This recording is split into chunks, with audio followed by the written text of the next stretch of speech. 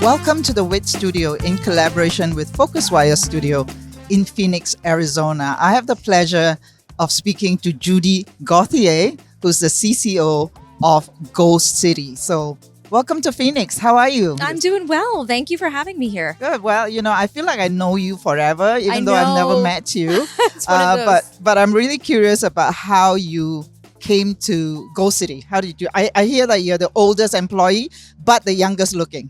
I'll take it. I have been with the business 20 years. We were talking earlier. It is actually our 25th anniversary. We started with London back in 1999. But I've been with the American side of the business for almost 20 years now. I was actually one of the founding original employees of the American side of the business.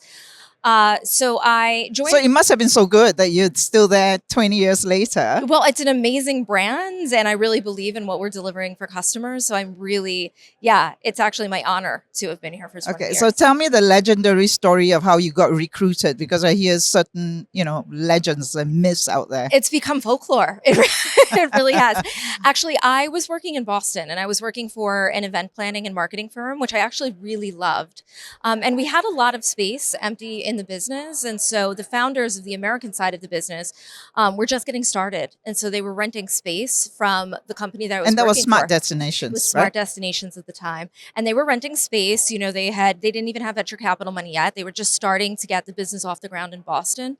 And I was really young, and I was really interested in what they were doing. They were trying to raise money. They were trying to start a business from scratch that had never been built in America before. And it was exciting for me. So what I would do is I would stay after work at night, and I would help them with whatever they were doing for the business, and they would buy me pizza, and it was great. And then one day they left. They got venture capital money. They moved out. They were able to get their own space. And then I got a call one day, and they said, "Would you like to come work for us?" Okay. And I wasn't even really sure if I should, right? Because I was really enjoying where I was. I felt like there was a path for me. But I really believed in what they were building. And I figured, wow, now's the time to try something like this. So you got to know them through curiosity because they were in the Yes. same space with you, and then that opportunity came. So 20 years in the business, 25 years for the company. What do you think is the biggest change? I know probably lots of changes, but what do you think is the single most defining change in the tours and activities business in that time? I think everything going digital has been the most defining. And I feel like there's a lot that falls underneath that. So I remember 20 years ago when I was with the business and we were launching in Boston, I remember the day I realized we had started to make it big, because I was walking through downtown Boston and I was on the Freedom Trail, and I noticed every other person, that's not an exaggeration, Sue, every other person on the Freedom Trail had a guidebook out that was a Go Boston Smart Destinations Ghost City guidebook in their hand. Wow, those were the days of the guidebooks. Yes. Okay, so what year was this? So we launched in 2003 in America. So that was about 2006. I started to see we had started to make it big, where so many people walking in downtown Boston were customers that we had brought to the market. And now you don't see that, because now people aren't walking around with a paper map, right? They're not walking around with a guidebook in their hand. But what you are seeing is people walking around and everybody has their phone in their hand. Yeah. But it's the same concept. When I stand in front of the 9/11 Museum in New York, for example, in July, and I just casually look at what people have on their phone. And it's a Ghost City pass on their phone. So everything going digital. Yes. People traveling with you constantly in their pocket. That's the single biggest thing. And then everything that happens underneath that. When you go digital, that means that there are attractions that are looking to get people into specific time slots, for example, especially the key iconic attractions who are trying to even out their business throughout the day. We were able to adapt pretty quickly to that. And then on top of that, it's variable pricing and adapting to different pricing strategies with attractions. It all falls into this whole move to digital. Yeah.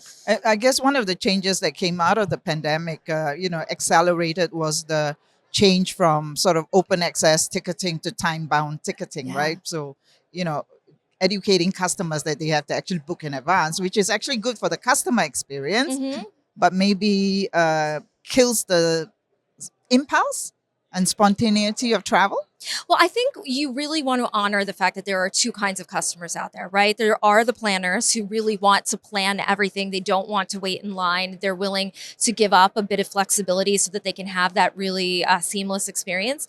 And then there are some that really just want to explore a market and they don't want to be time bound. And so you really want to create a hybrid experience. We've done that really well with our passes, but I also encourage attractions themselves to create that hybrid experience so that they don't leave anything on the table. Right. So there's been a restructuring, if I understand. So you are now responsible for global trade, global supply and trade partnerships, Correct. as well as customer care, right? Correct. And the Asia Pacific team has been rolled up into your global team. Correct. Am I right? Yeah. So I'm the chief commercial officer, and I was always responsible for destinations throughout North America and Europe, trade reseller relationships in Europe and North America as well, and then customer care globally. But recently, we decided to bring APAC into the business, not allow it to operate silo and independently. Why? The team had done a really great job building the business out there, an excellent team. And so we felt like this was great. The time is right to actually roll it into the business. It wasn't a test anymore. We had finally realized we could succeed out there. And so now we've rolled it properly. What are into the global benefits of business. rolling it into the US, and what are the differences in the market, right? You know, because clearly trade supply in Asia is very different from trade supply in the US. The benefit is just standardization. So instead of operating things differently across the regions, we're operating the same way no matter what region you're in, whether it's APAC, Europe, or North America. Absolutely, there are differences in every market. A North American market is completely different than a European market, which is entirely different from an Asian market. And that's why we continue to have experts within each market that represent the market, that work with our resellers, that work with our partners in that market. You really need to have local experts, and that's what we lean into. Right. So for the local supply here in the US, I mean, what percentage of your business is actually outside the US? Because you're a big US business, right? Sure. So actually, we do really well promoting to a Western traveler. So we have definitely North America is a big portion of our business. We do really well globally. And like I said, the team in APAC did an amazing job over the past couple of years, really building up our APAC audience. Right. But so how would you describe this year for the tours and activities business? Has it been a good year? Has it been a iffy year?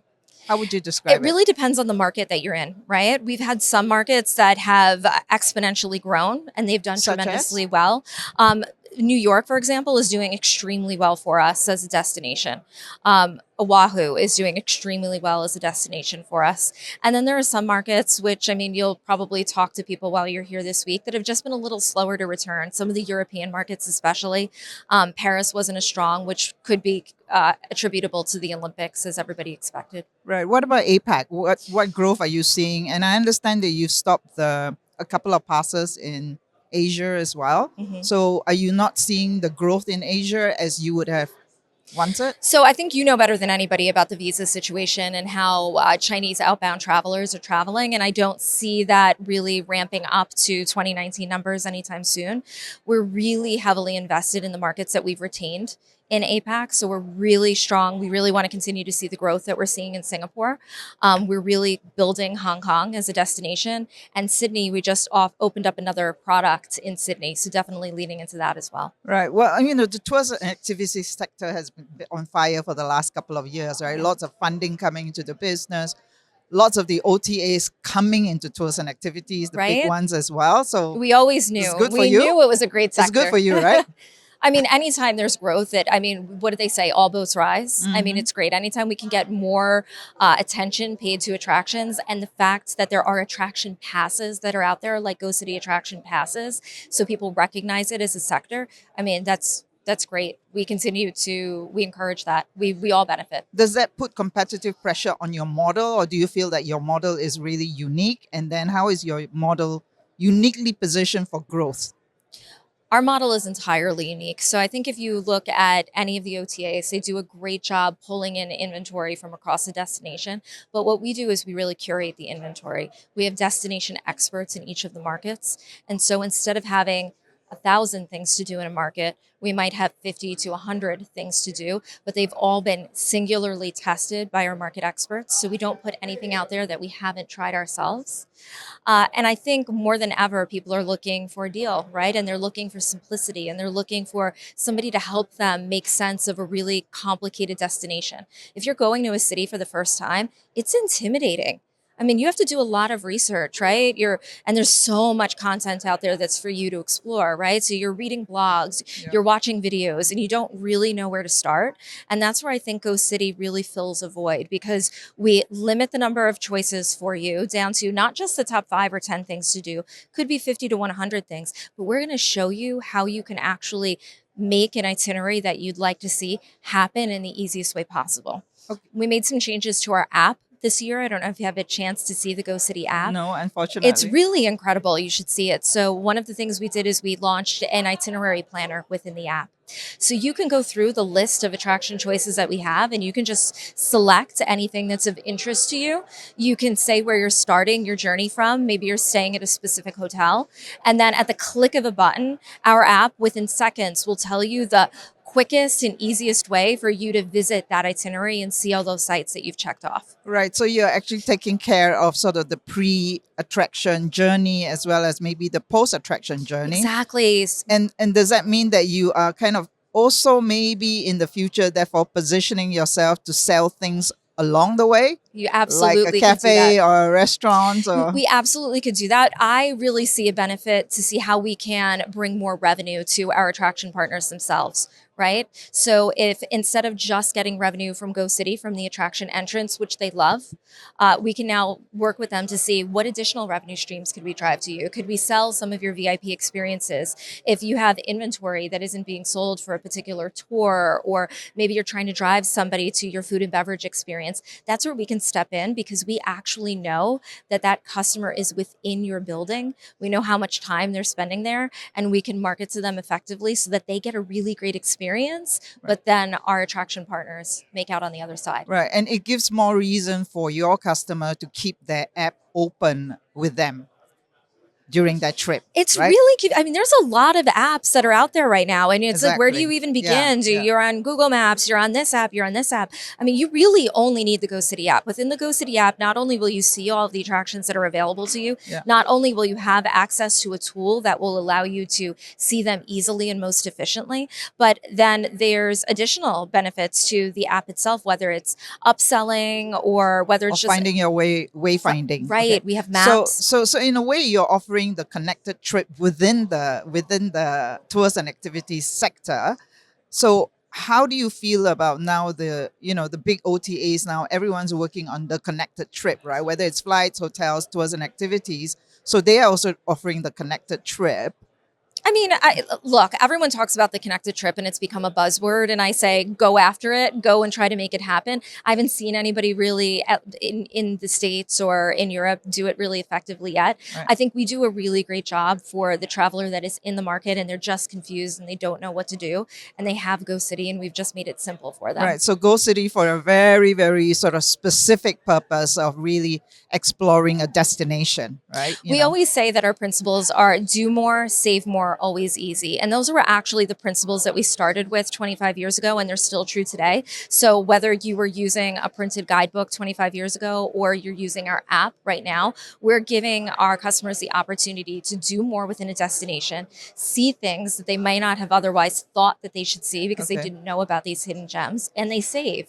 So if your advantage right now is curated recommendations, right, within a destination, and now you have generative AI coming in, which supposedly will be able to curate and recommend specific things to do within a destination, does that sort of dilute your competitive advantage, because then everybody can do it? No, I think the fact is you're within our app. We have a highly engaged customer. They're utilizing our app to make reservations. They're utilizing the app to get around the market. And so they're utilizing the app to find recommendations. And that's what we're really good at, because we have 25 years worth of data. from London, and more than 20 years worth of data in some of our other markets. So we know what customers are looking to do. We know that somebody who visits maybe a popular observatory deck is exactly the kind of customer that might be interested in an experiential experience that we offer elsewhere in the city. And we can get really smart about saying, you know what?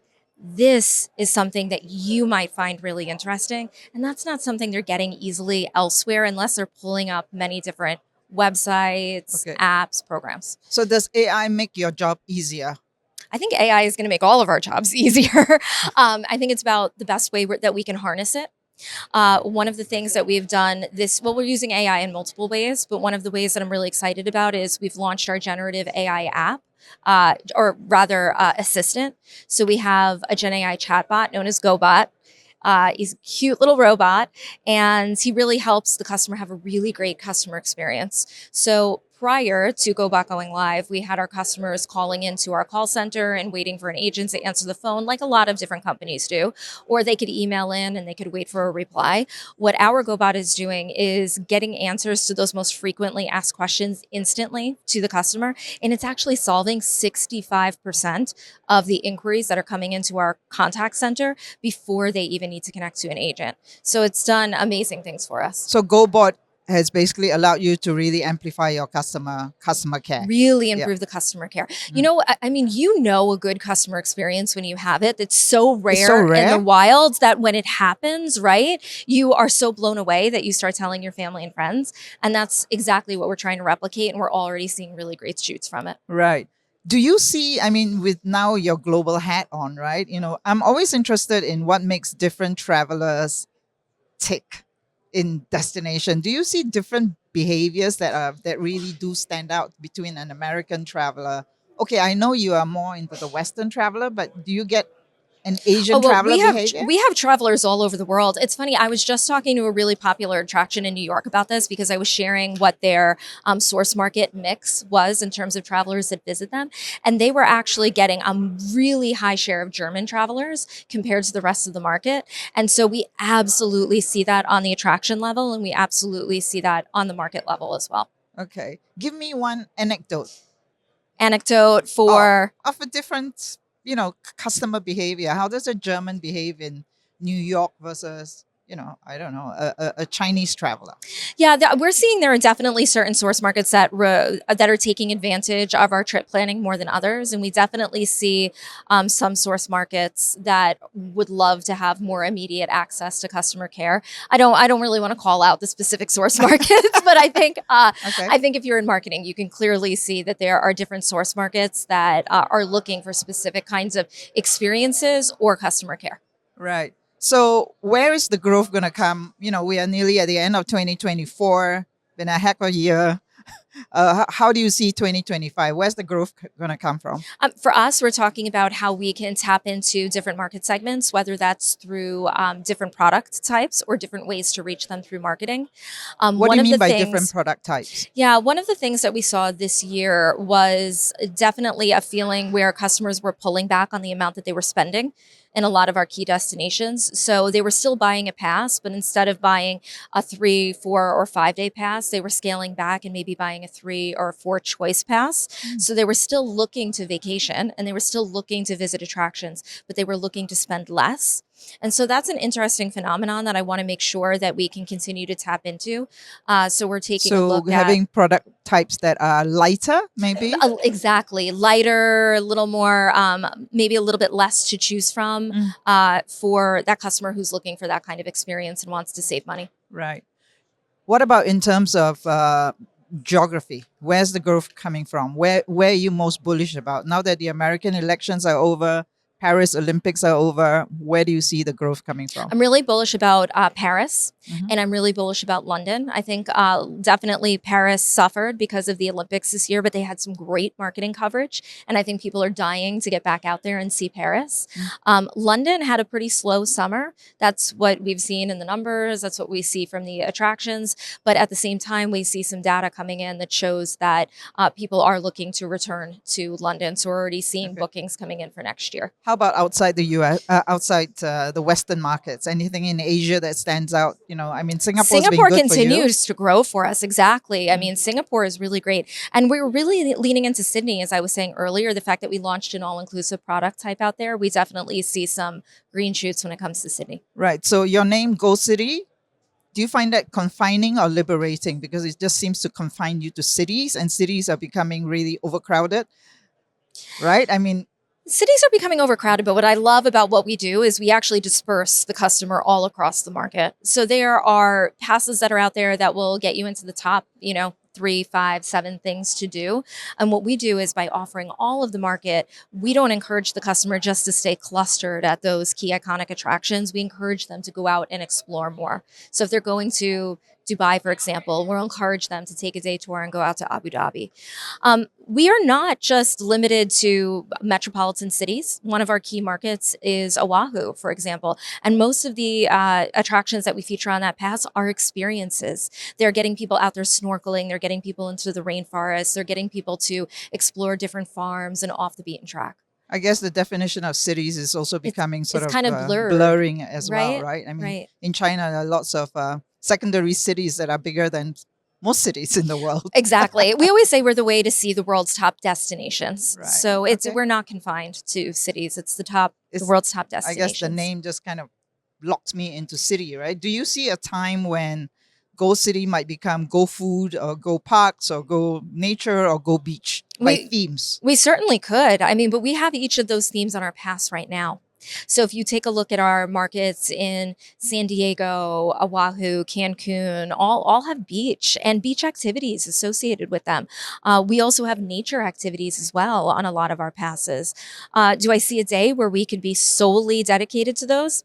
I mean, absolutely. Sky is the limit, and we have the technology for it. Anything's possible. Yeah, because one of the traveler trends that people are talking about is with the next generation of traveler or the new age traveler, which is the theme at this focus, right? That's Is right. that people are traveling for why and not where, right? And so there's a reason why they're traveling, and it just happens to be in that place. So. Mhm. And that's why I think it's so great that we offer so many different experiences. I mean, people are finding us through social media as well, and they're finding us because we're creating really great video content about things that are not always the top things to do in a market. We just had an influencer trip to Prague. We really took those influencers off the beaten track, and they got to see some experiences that maybe you and I wouldn't generally think to do. And that's how we're able to capture just a whole new segment of customers that we weren't able to tap into before. Yeah. I think one of the reasons, probably, Judy, that you've been in this job for so long must be the coolest job in that you get to do really, really, cool things within destination, right? So, can you recommend to our audience here, what is the coolest activity you did this year?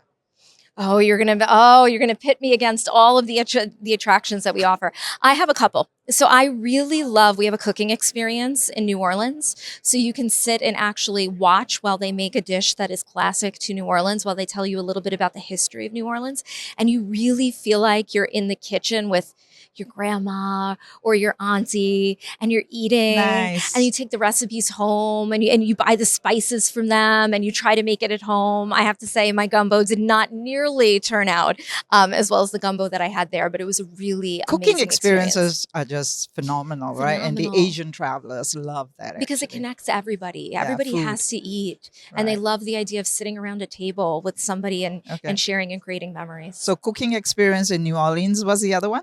So we have a really great drinking experience in London. Okay. So this is a chocolate martini. What I really love about this company, though, it's the Chocolate Cocktail Club. And it's these two women who started the business after going to Las Vegas and experiencing a similar kind of business. And they said to themselves, we really want to launch that same kind of thing in London. So they launched it, and then they tried to do some marketing to get people through the door, and some of it wasn't working. And they were really nervous because, when you start a new business, it's hard to get people to understand who you are and actually visit. Well, our regional director in London paid them a visit and said, we would love to put you on the pass. And they had no idea what a pass concept was. And the day that we put them on the pass, they immediately started to get business. And so now they're looking to expand their business into Soho. But it's really, and if you find yourself in London, I would encourage you to Right. visit a small business like that. So do you think chocolate martinis would go well with gumbo? You could combine the two, have Chocolate a hybrid. martinis go with everything. All Sue, right, let's okay. do it after. Well, Judy, it's been a pleasure going on around the world with you on a city tour. Good luck in Thank you. 2025, and we hope to see you in Asia someday.